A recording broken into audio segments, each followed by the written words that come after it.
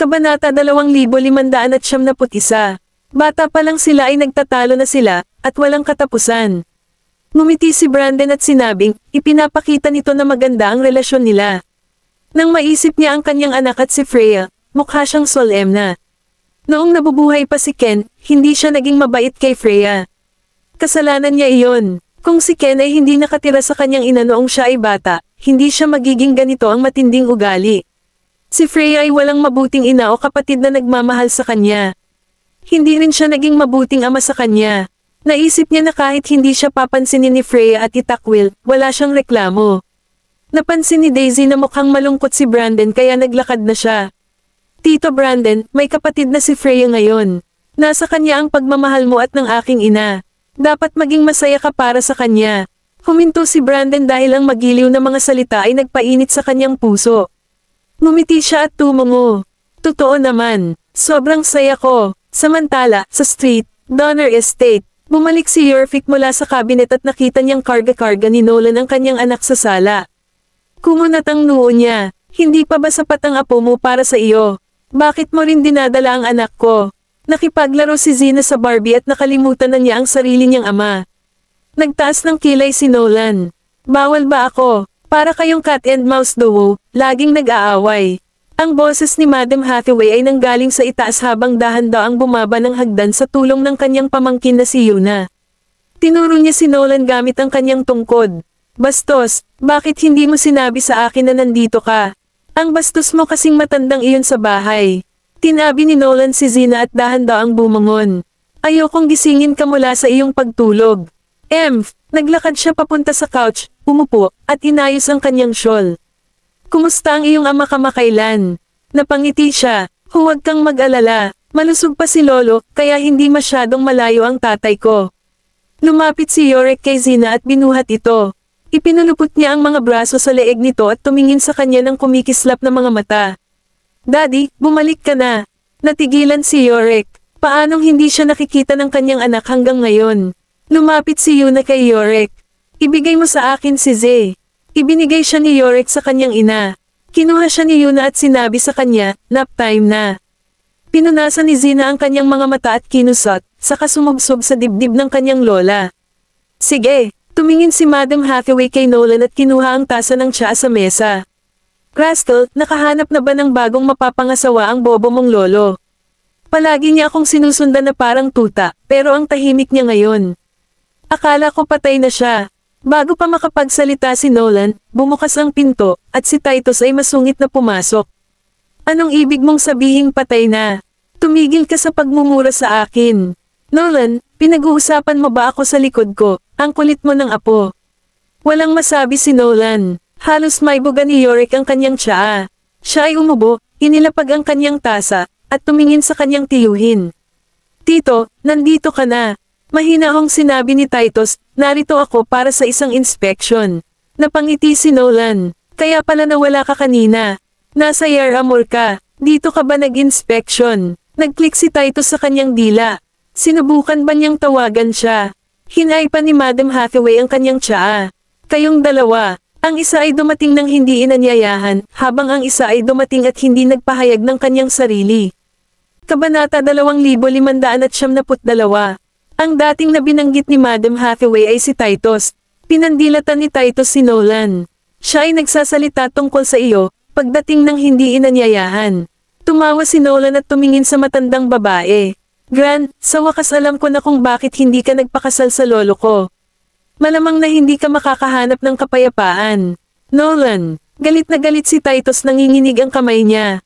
Napakasama niyang apo. Naglakad siya papunta kay Madam Hathaway at uupo na sana sa tabi niya, pero pinandilatan siya nito. Sinabi ko bang pwede kang umupo?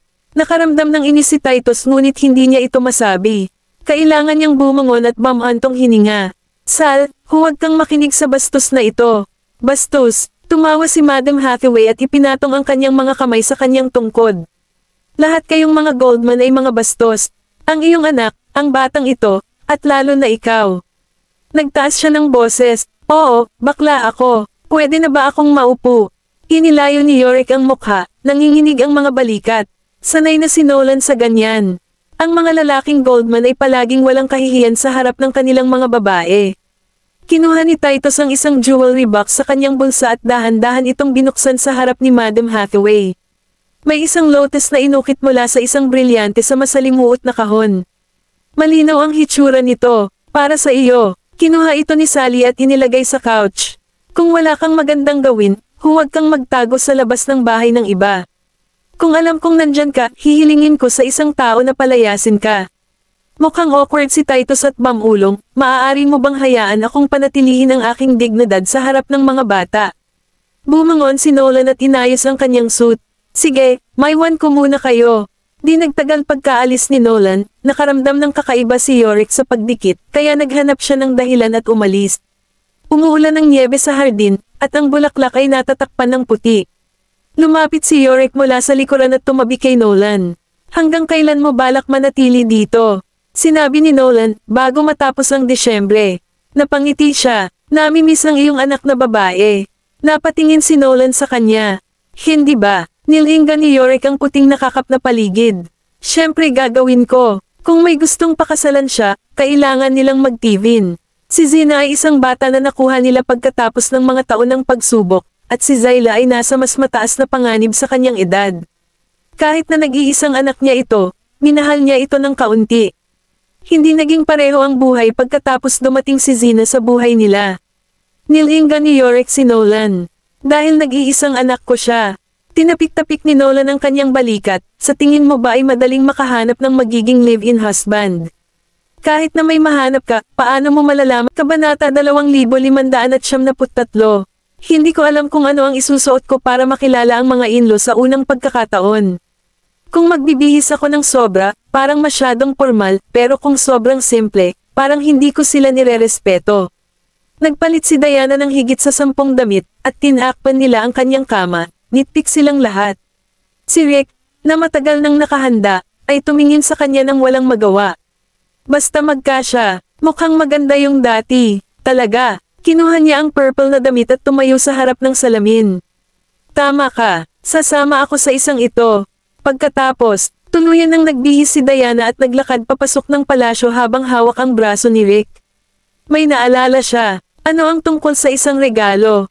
Alam ni Rick na magtatanong siya, kaya pinagbuksan siya ng pinto ng kotse. Nakuha ko na, nasa kotse, napakasigla ng Blue Valley Manor. Naroon sina Brandon at Freya, at maya-maya dumating sina Diana at Rick. Wala silang kasamang royal guards para hindi masyadong magmukhang marangya.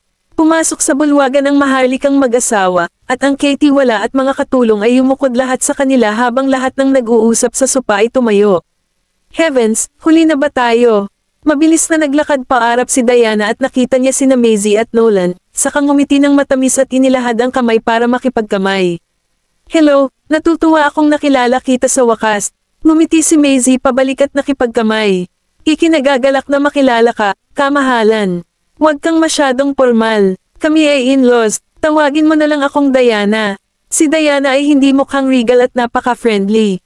Nag-alala si Maisie na mahirap pakisamahan ang ina ni Knowles dahil siya ang reyna. Dapat mayroong ilang mga paghihigpit. Habang nakaupo si Diana sa sofa, may pumasok sa isip niya. Pagkatapos ay hiniling niya kay Rick na kunin ang Reg Along inihanda nila. Nagulat si Maisie nang lumapit si Rick na may dalang isang mamahaling kahon. Ito ay, konting bagay na lang ang nakuha natin simula nang inaabangan ko na makilala ka. Tuwang-tuwa ako tungkol dito, kaya nakakuha ako ng isang malaking. Pagkatapos ay nagpatuloy siya. Huwag kang mag-alala, kung hindi mo gusto, kukuha ako ng isa pang. Rick cleared his throat and cut her off, tapos umupo sa tabi ng asawa at ngumiti sa kanila.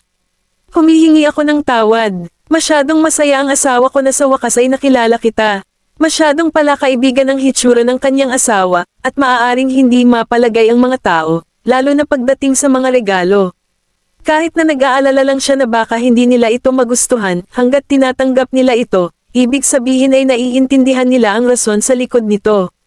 Tumango si Nolan. Salamat. Nakasanayan na ito ni Daisy dahil sapat na ang mga regalo ni Diana para mapuno ang isang mall. Lumapit siya kay Maisie at humajejek. Nay, lagi siyang pala kaibigan. Napakaganda ng pakikitungo niya sa akin. Ngumiti din si Maisie. Napakagaan ko ng loob na marinig ang sinabi mo. Ang mga magulang ay nag-uusap sa sopa habang ang mga katulong at ang mga kamay sa kusina ay naghahanda para sa isang malaking salusalo. Maya-maya pa, dumarating ang mga bisita. Ito ay sina Yorick, Madam Hathaway, at Titus. Nang makita ni Colton at Daisy si Titus, nagulat sila. Great Lolo, bati ni Madam Hathaway kay Diana bago tumingin kina Colton at Daisy. Hindi ko naisip na ang susunod. Nung nagkita tayo, magiging magulang na kayo. Lumapit si Daisy para tulungan siya. Ngunit nanatili kang pareho. Kabanata 2574. Natuwa si Sally Hathaway sa narinig. Lagi kang sweet. Masaya si Titus. Aba, ang anak mo ang nag-aalaga sa kanya. Siyempre ang sweet niya. Inis na pinandilatan siya ni Sally at gusto siyang huwag pansinin. Tumingin siya kay Diana at Noel Ace, na nakatayo, at ngumiti. Lalong gamwapo si Noel Ace. Mas kamukha niya ngayon ang kamahalan. Hinawakan ni Diana ang kamay niya at yumuko dahil mas maikli si Sally. Salamat, mas may itsura si Noel Ace. Tulad ko, hindi masyadong natuwa si Nolan at Colton tungkol doon. Ang sabi lang niya ay gwapo si Noel Ace. Siya lang ba ang maganda? Lalong nalungkot si Titus, napaka-charming at gwapo niya noong bata pa siya. Bakit hindi siya pinuri niya? Nagkatinginan sina Maisie at Freya habang di patas, ang Kratos sa mga lalaking nakatayo sa tabi nila. Handa na ang hapunan ng gumapang ang gabi. Ang mesa ay humigit kumulang 25 talampakan ng haba at natatakpan ng pagkain western, oriental, prutas, at dessert. Ibinigay ni Diana ang upuan sa dulo kay Sally na mas matanda. Katabi niya si Titus, the Goldmans, at Yorick. Sa kabilang side nakaupo ang Knowles, Brandon, at Freya. Dinala ng mga katulong ang mga pinggan sa kanila, at lahat ay may alak maliban kay Daisy, na may limonada. Lahat sila ay nasiyahan sa kanilang inumin at nagkwentuhan. Isa itong masiglang eksena. Isang linggo pagkatapos ng dinner party, ilang beses inimbitahan ni Diana sina Nolan at Daisy sa palasyo at nahuli siya ng media na bumibisita sa museum. Inakala ng online media na si Daisy ang susunod na reyna. Matapos ang nangyari sa mga Taylor, ang mga aristokrata at ang mga miyembro ng gabinete ay hindi nang ahas na magsalita tungkol sa maharlikang pamilya. Ang tiyan ni Daisy ay nagsimulang magpakita ng higit pa, at si Noel Ace ay halos nasa bahay na kasama niya sa halos lahat ng oras. Samantala, nakatanggap ng magandang balita si Freya. Isang sikat na direktor sa Dollywood ang gagamit ng kanyang script at nakipag-usap kay Rory Lancel tungkol sa mga karapatan. Inimbitahan siya ni Rory sa opisina, at doon niya nalaman. Mga karapatan sa paggawa ng pelikula. Nagsalin si Rory ng isang tasa ng tsaa at tumango. Oo, nag-alok sila ng $400,000 para sa mga karapatan sa paggawa ng pelikula ng iyong script dahil ikaw ang taga-sulat ng senaryo. Kung ito ay mahusay na nagbebenta, ikaw ay lubos na makikinabang mula dito. Ibig sabihin, gagawing pelikula ang crime thriller na isinulat niya at tatagos sa merkado. Siya ay opisyal na nasa industriya. Biglang ngumiti si Freya. Iyon ang pinakamagandang balita na maaari niyang makuha. Napag-isipan mo na ba ito ng maayos? Tumangala si Rory. Ito ang iyong landas sa pagiging isang ginto. Taga-sulat ng senaryo. Tumango siya at ngumiti. Salamat, Mr. Lancel. Handa na ako. Pagkatapos umalis sa Tom's Films, umuwi siya at nakita si Colton nang buksan niya ang pinto. Tumalon siya sa kanya. Napaatras ng ilang hakbang si Colton para kontrahin ang biglang bigat sa kanya at niyakap siya. Ano ito? Ngumiti siya at niyakap siya ng may luhang mga mata. Ang script ko ay gagawing pelikula. Niyakap siya ni Colton pabalik. Talaga, congratulations. Napansin niyang may sira, kaya binitawan niya ito at nagtaas baba. Nakita niyang namumula ang mga mata nito at parang nagpipigil ng luha. Bakit? Hindi ba dapat masaya ka? Ako nga. Tumingin siya sa ibaba, ngumiti, at pinunasan ang kanyang mga luha. Sa wakas ay naramdaman ko na may naabot ako. Kabanata 2575. Hinawakan ni Colton ang kanyang mga pisngi at tumingin sa kanyang mga mata. Hindi mo kailangang makamit ang anuman. Kaya kung alagaan ka, ayos lang kahit wala kang naabot. Kaya kung alagaan ka, iyan ang iniisip mo, sabi ni Freya na lumuluha. Hindi ko kailangan na alagaan mo ako. Ayoko ng mga tao, para tingnan ako ng masama. Hinayla siya ni Colton sa isang yakap. Who cares what other people thinks? Sa tingin ko ay sapat ka na. Ipinatong ni Freya ang kanyang baba sa kanyang balikat at masayang ngumiti. Sa tingin ko lahat ng ginawa ko ay katumbas ng halaga. Hindi na madilim ang mundo niya kasama si Charm sa tabi niya. Hinalikan ni Colton ang tuktok ng kanyang ulo at hininaan ang boses nito. Sige, dapat naming ibahagi ang balita sa iyong mga kaibigan. Sinusuportahan ka nila all this time. Oo, dapat kong sabihin sa kanila. Ngumiti si Freya at umakyat, iniwan siya doon. Hindi na kailangang sabihin iyon ni Colton, pero basta masaya siya. Sa Baseburg, sa Martial Arts Center. Itong lugar, nabanggit ng asong babae na nandito siya. May ilang babaeng thug na nagdala ng grupo ng mga tao doon. Nasa 30s ang leader na may buzz cut na may disenyo at may hawak na tabako na may gintong jade ring sa kanyang hinlalaki. Mayroon din siyang maliit na tiyan ng beer at mukhang chunky. Napatingin siya sa mga lalaking katabi niya, at sinipa nila ang mga pinto. Si Dylan na kumakain doon ay tumayo kasama ang iba. Nakita niyang mukhang galit ang mga bagong dating at parang nandoon para makipag-away. Sino ka? Hindi ito isang lugar kung saan ka magsisimula ng mga away. Lumapit ang babaeng tulisan. Sino ang asong iyon na tinatawag na Cameron? Nandito na ang leader ko. Ilabas mo siya dito. Nagulat si Dylan. Nagdala ba si Cameron ng kaguluhan sa lugar? Nagpabuga ng usok ang pinuno at pinandilatan si Dylan habang sinasabi niya sa namamaos na boses, ang babaeng ito ay napakayabang sa pananakot sa kapatid ko. Ngumiti si Dylan at nagkibit balikat. Huli ka, sarado na kami kaya umalis na siya. Kung gusto mo siyang makita, bumalik ka bukas. Kumunat ang noo ng lalaki at hindi natutuwa sa inasta ni Dylan. Naikuyom niya ang kanyang panga at pinunasan ng abo mula sa tabako. Kumaway siya sa mga tauhan niya. Isang buff guy na may tato na ahas sa leeg ang naglakad pasulong. Halos kasing laki ng ulo ni Dylan ang biceps niya. Nang mapansin niyang mag-aaway sila, nagsilapitan ang mga taga-gitna, hindi natatakot sa mga tulisan. Hindi sila magsisimula ng away ngunit hindi rin sila atras sa isa. Dylan, dahan-daang bumaba ng hagdan si Nick. Napatingin ang lahat, nakasuot ng silk nightrobe ang lalaki at may hawak na prasko, tila katatapos lang mag-shower. Lumapit si Dylan, nandito sila para makita si Cameron. Natigilan ang mga babae nang makita siya. Napakagwapong lalaki ng may-ari ng center. Siya ay may magagandang mata at matatalas na katangian. Kahit na hindi siya ang karaniwang magandang lalaki na nakita mo, siya. Mamumukod-tangi pa rin sa karamihan. Lumapit si Nick sa medyo may edad na lalaki. Anong ginawa niya? Tumingin sa kanya ang lalaki at nag-click sa kanyang dila. Ikaw ang may-ari ng lugar na ito. Tinakat ng babaeng iyon na nagngangalang Cameron ang kapatid ko at sinabing mahahanap natin siya rito. Napakakakin yan. Napatingin siya sa mga tauhan ni Nick na nasa likuran niya. Sa tingin mo kaya mong maging masungit dahil lang sa marunong kang lumaban. Kabanata 2596. Binuksan ni Nick ang bote at humigop. Pagkatapos, sinabi niya, ang aking mga tao mula sa Martial Arts Center ay hindi kailanman magdudulot ng kaguluhan. Wala akong pakialam. Gusto ko siya ngayon. Or else, hindi ko na alam ang gagawin ko mamaya. Lumapit kay Nick ang middle-aged na lalaki at tinapik ang balikat nito. I dare you to go around East Street at tanungin kung sino si Harold. Paano kung napakagaling mong makipaglaban? Walang ibig sabihin kung bukas wala na itong martial arts center mo, di ba? Galit na galit si Dylan at humakbang pasulong, ngunit pinigilan siya ni Nick. Tinitigan niya sa mata ang nasa matandang lalaki at sinabing, 10 taon na tayo rito. Sa tingin mo, posible bang mawala tayo bukas? Lumingon ang medyo may edad na lalaki at nakipagpalitan ng tingin sa mga taong nasa likuran niya. Sa sandaling natanggap nila ang kanyang senadoryas, lahat sila ay naniningil kay Nick. Itinaboy ni Nick ang tasa ng mainit na tsaa sa kanyang kamay pasulong at hinawakan ang braso ng lalaki. Pinahit niya ang braso ng lalaki, at rinig na rinig sa hangin ang tunog ng pagbitak ng buto. Inatake siya ng 2 pang lalaki mula sa gilid at itinaas ang kanilang mga paa, sinusubukang sipain si Nick sa sahig. Gayunpaman, nakita ni Nick, sa pamamagitan ng kanilang mga trick at umatras ng 2 hakbang. Pagkatapos noon, nang hindi sila binibigyan ng pagkakataong makaganti, mabilis niya silang pinabagsak sa 2 o 3 suntok.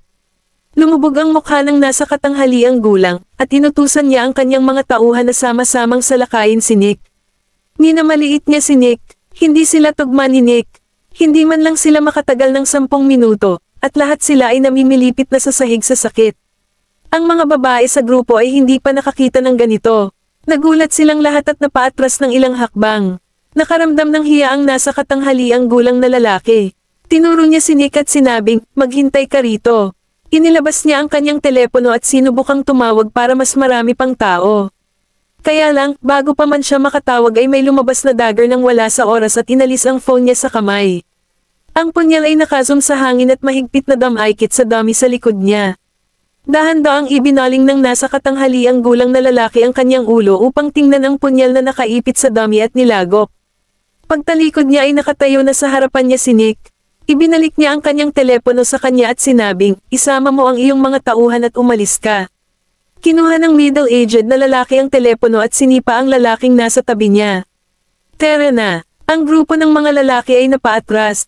Pagtingin sa kanila na umaalis na may mga buntot sa pagitan ng kanilang mga binti, tumawa si Dylan. Ang mga taong ito ay talagang labas ang pagpapahalaga sa kanilang sarili. Umakyat si Nick at sinabing, isara mo ang pinto. Dalawa sa kanyang mga alagad ang pumunta sa harapan at isinara ang pinto gaya ng kanyang itinuro. Kinaumagahan. Sa sandaling makapasok si Cameron sa Martial Arts Center, lahat ng mga tao ay lumingon at tumingin. Siya, lalo na si Dylan. Sa paraan ng pagtingin nito sa kanya ay parang napatay niya ang kanyang pamilya. Naglakad siya paarap at sumulyap sa kanila. Bakit lahat kayo nakatingin sa akin ng ganyan? Ako ang iyong mamumuhunan. Ganito ba ang pakikitungo mo sa mga taong nagbabayad sa iyo? Nag-cross arm si Dylan sa harap ng dibdib niya at ngumuso.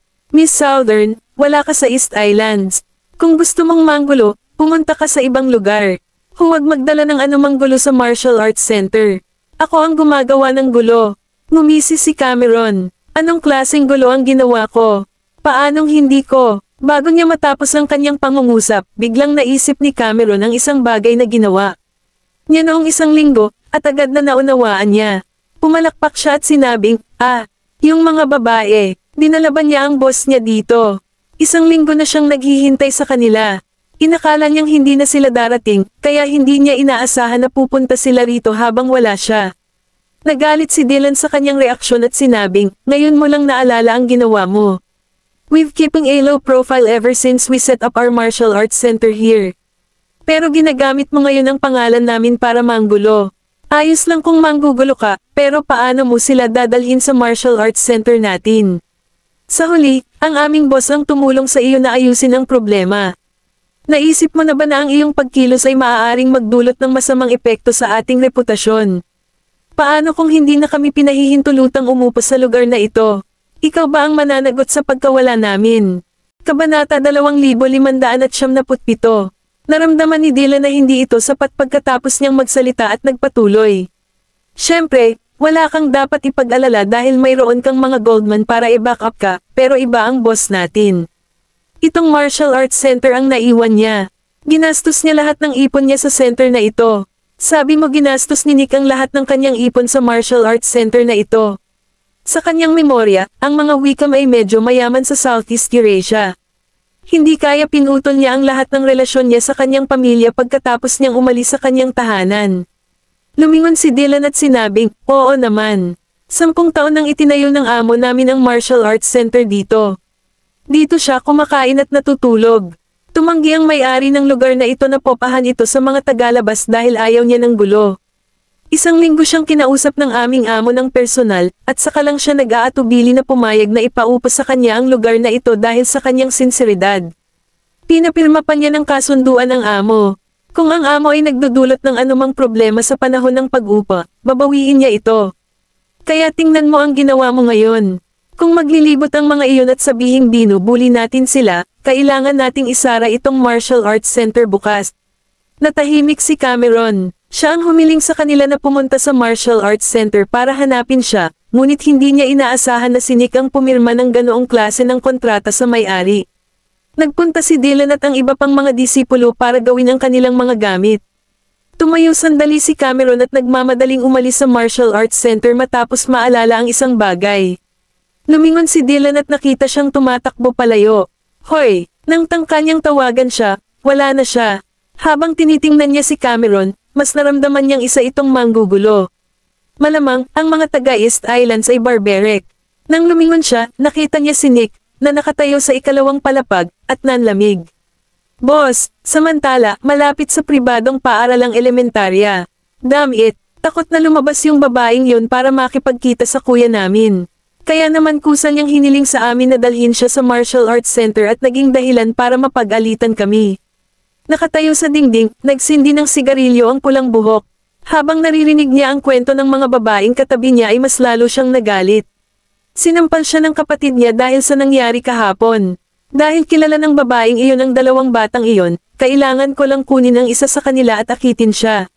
Nang lumitaw ang ideyang iyon sa kanyang isipan, tinawag siya ng isa sa mga babaeng tulisan. Tumingin ka dyan. Laming-galinga ang babaeng pulang buhok at nakita si Sapphire, na bumaba mula sa kotse. Nagmamadaling tumakbo ang dalawang babaeng hamak na iyon papunta kay Sapphire at pinigilan siya bago ito humakbang papasok sa kanya. Paaralan, gusto kang makita ng kapatid namin. Pagkatapos noon, kinaladkad nila si Sapphire sa kanto. Pagtingin sa kanila, mahigpit niyang hinawakan ang kanyang bag at sinabi ko na sa inyo na wala na akong pera. Itinapon ng babaeng pulang buhok ang kanyang sigarilyo sa lupa at tumawa. Hindi ko sinabing gusto ko ng pera ngayon. Lumapit siya kay Sapphire at ipinatong ang braso sa balikat niya. Kung matutulungan mo kaming tawagan ang babaeng tumulong sa iyo noong nakaraan, papayagan kita ngayon. Sandaling natigilan si Sapphire. Bakit nila siya hinahanap? Pero hindi ko siya kilala. Lumubog ang mukha ng babaeng pula ang buhok, at hinawakan niya ang kanyang jacket. Hindi mo siya kilala. Sigurado ka bang ayaw mong sabihin sa amin ang totoo?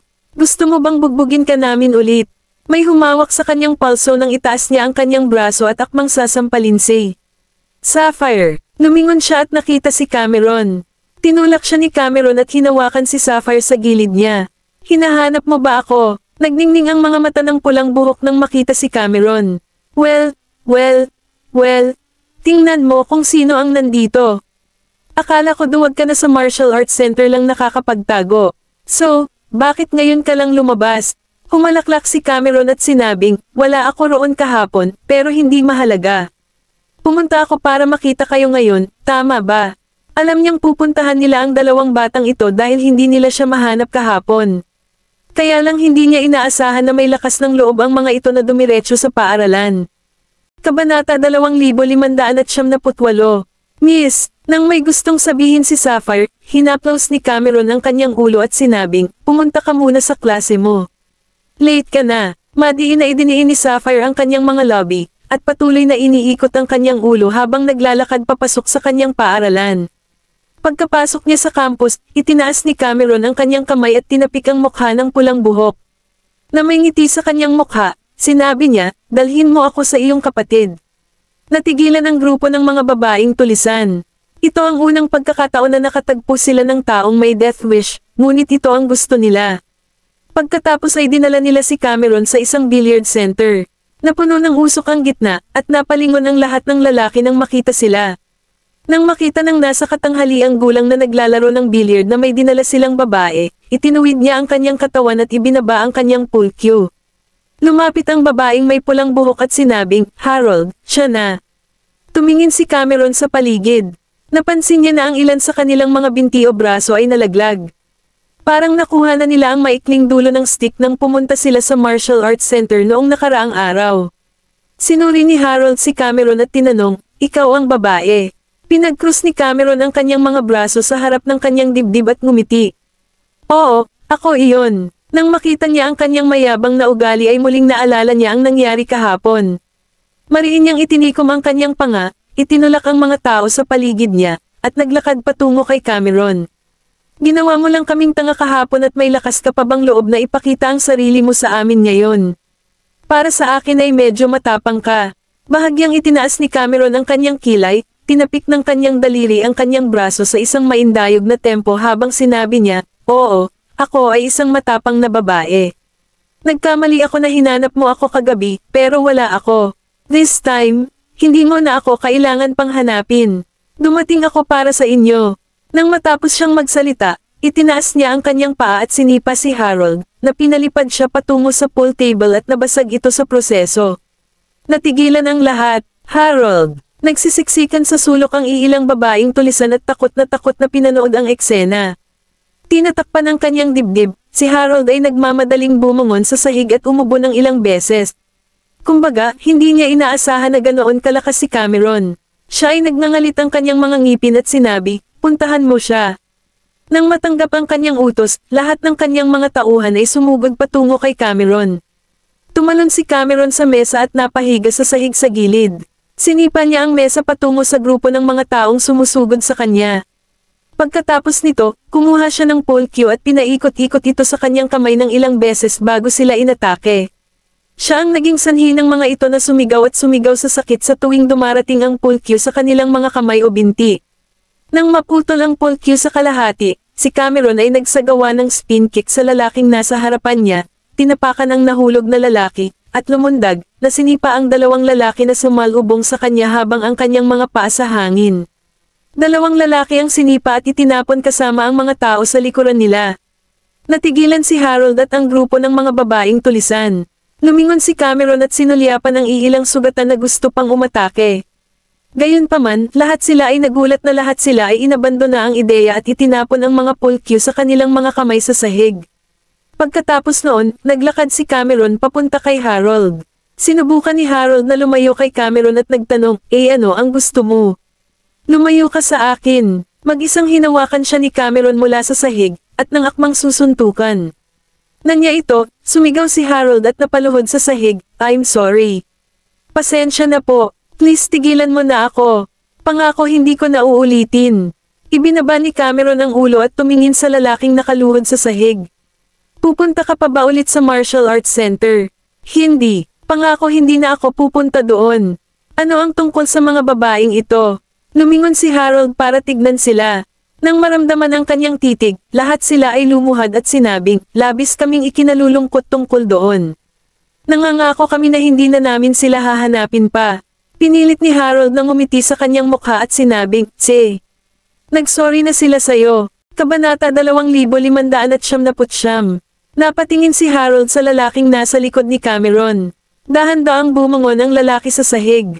Bumunot siya ng butterfly knife mula sa kanyang bulsa at tumakbo patungo kay Cameron. Gumanap si Cameron ng isang sidekick, tinamaan ng husto ang leeg ng lalaki at pinalipad siya sa buong silid bago nabasag sa isang palayok. Natigilan si Harold. Lumingon si Cameron para tingnan siya. Nanginginig ang gilid ng lobby ni Harold na gusto na lang niyang umiyak ng tama. Ngayon, ako, ngumisi si Cameron, at lumungkot ang mukha niya. Tinapakan niya ang binti nito dahilan para mapasigaw siya sa sakit. Pasensya na, nakayuko siya habang nakatingin kay Harold na may malademonyong ngiti sa gilid ng lobby niya. Narinig ko na ang iyong taga-suporta ay si Mr. Selfridge, tama ba? Samantala, sa isang pribadong swimming pool. Mr. Selfridge, dito, halika at hulihin mo ako. Mr. Selfridge, dito, maraming nangyari sa pool. Naka-blindfold si Conroy habang nakikipaglaro ng tagwan kasama ang ilang magagandang internet celebrity. Gayunpaman, hindi niya mahuli ang alinman sa mga ito. Nakiliti siya sa mga tawa nila at ngumisi. Talagang magaling kayong magtago-tago, pero di bale. Basta mahuli kita, bibigyan kita ng $50,000. Nang marinig ng mga babaeng iyon ang sinabi niya, lahat sila ay nagkukumpulan sa kanya. Mr. Selfridge, nandito na ako. Halika at hulihin mo ako. Nang hawakan ni Conroy ang isa sa kanyang mga bisig, isang ingay ang umalangaw-ngaw sa hangin, at pagkatapos ay ang boses ni Harold ay umalangaw-ngaw sa kanyang mga tainga. Mr. Selfridge, Mr. Selfridge, sa inis, tinanggal ni Conroy ang piring at sumigaw, damn it. Hindi mo ba nakikita na ako ay? Bago niya matapos ang kanyang pangungusap, sinipa ni Cameron si Harold sa pool. Umalis ka sa daan ko. Pumasok siya sa loob, at nang makita siya ni Conroy, nagbago ang ekspresyon nito. Ikaw pala, ibinaba ni Harold ang kanyang mga braso sa pool at sumigaw, Mr. Selfridge, iligtas mo ako. Sinulyapan siya ni Cameron at sinabing, tumigil ka. Mababaw ang pool. Sigurado akong kaya ng paa mo sa lupa.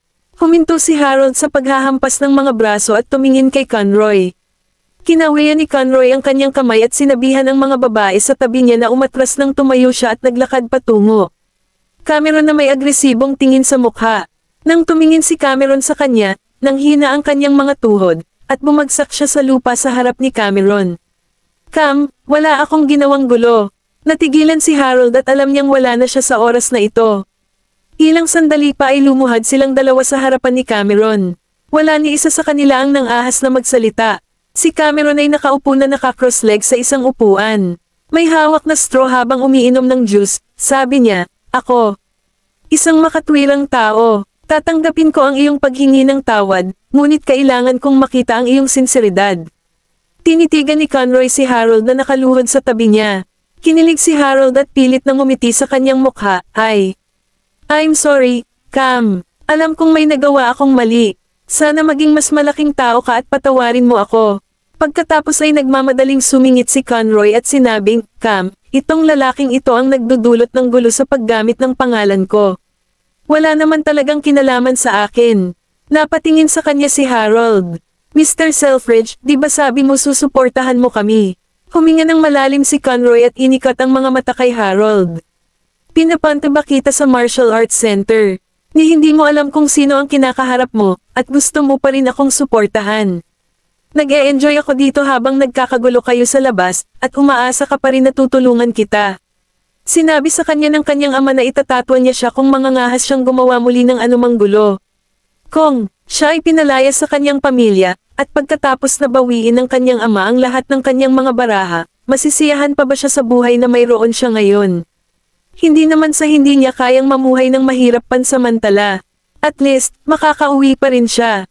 Pero paano kung pati bahay niya ay wala na? Saan kaya siya pupunta ng mga oras na iyon? Pagkatapos ng lahat, si Cameron ang magiging manugang na babae ng mga Goldman, at walang paraan upang labanan nila ang mga Goldman. Nagangat ng ulo si Harold nang mapagtontong niyang mali ang anumang sinabi niya. Kabanata 2600. Itinaas ni Cameron ang kanyang mga talukap at sinabing, not bad. Ilang sandali pa lang, pero nagiging mas mahusay ka na sa pag-amin sa sarili mong mga pagkakamali. Sa tingin ko, natutunan mo ng mabuti ang iyong leksyon. Ngumisi si Conroy at sinabing, syempre, natutunan kong mabuti ang aking leksyon. Ibinaba ni Cameron ang baso ng juice, at nagmadaling hiniling ni Conroy sa kanyang mga tauhan na punuin ito para sa kanya. Lahat kayo ay gagantimpalaan ng maganda kung makikitungo kayo sa kanya ng maayos. Inilibot ni Cameron ang kanyang mga mata sa paligid at tumingin kay Conroy. Hindi alam ni Conroy kung bakit ganoon ang tingin nito sa kanya, kaya nagtanong siya, anong problema, Cam? Nakangiting sinabi ni Cameron, familiar ka ba sa lokasyon ng Martial Arts Center? Tumugon siya ng walang pag-aalinlangan, syempre. Tumayo si Cameron at naglakad pasulong para hilahin si Conroy mula sa sahig. Pagkatapos, tinapik niya ang balikat nito at sinabing, very good. Mr. Selfridge, kailangan kong tulungan mo ako sa isang bagay. Natigilan si Conroy. Tiningnan ng landlord ang kontrata ni Conroy at itinulak ang kanyang salamin sa mata. Pagkaraan ng ilang sandali, itinaas niya ang kanyang ulo at tumingin kay Conroy, nakaupo sa sopa sa harap niya, at sina Cameron at Harold, na nasa likuran niya. Tumikim si Conroy at sinabing, kung hindi ka nasisiyahan sa presyo, masasabi mo lang. Sigurado ka bang gusto mong bilhin ang loting iyon, Mr. Selfridge? Mukha ba akong nagbibiro sa iyo? Siyempre, bibili ako. Kung tutusin, mayroon siyang sapat na pera para bilhin ang lote. Sinabi ng may-ari ng lupa, ngunit wala akong planong ibenta ang lugar na iyon. Hindi mo binibenta, samaan daw si Conroy at sinabing, bakit hindi? Ayaw mo ba ng pera? Hindi ka ba kontento sa presyong inaalok ko sa iyo? Hindi yan ang ibig kong sabihin, Mr. Selfridge, sabi ng may-ari. Private property ko ang lugar na iyon. Pinaplano kong bawiin ito upang gumawa ng ilang negosyo pagkatapos mag-expire ang termino ng pag-upa. At saka, kung interesado kang bumili ng tindahan, pwede kitang ipakilala sa ibang lugar. Lumingon si Conroy para tingnan si Cameron. Cam, ano sa tingin mo? Ipinatong ni Cameron ang kanyang baba sa kanyang kamay at nag-isip. Nakikita ko, no wonder ayaw niyang ibenta ito. So private property niya yon. Sir, sabi mo mag-e-expire ang lease term nila after 25 years, right? Tumingin ang may-ari kay Cameron at magalang na sumagot, oo. Dahil private lot mo ito, hindi ka namin pipilitin na ibenta sa amin. Pero nabanggit mo na may iba ka ring lugar, di ba? Maaari mo bang ipakita ang mga ito sa amin? Ngumiti ang may-ari at sinabing, oo naman. Bumili pa ako ng 2 lugar na popahan. Pareho silang nasa iisang lokasyon, at sigurado akong masisiyahan ka. Dinala sila ng may-ari sa isang tindahan na nakasara ang mga pinto. Ang tindahan ay isang 3 palapag na gusali. Malapit ito sa business district sa Silangan at sa Financial Street sa Kanluran. Ang istasyon ng subway ay hindi malayo, kaya ang accessibility ay maginhawa.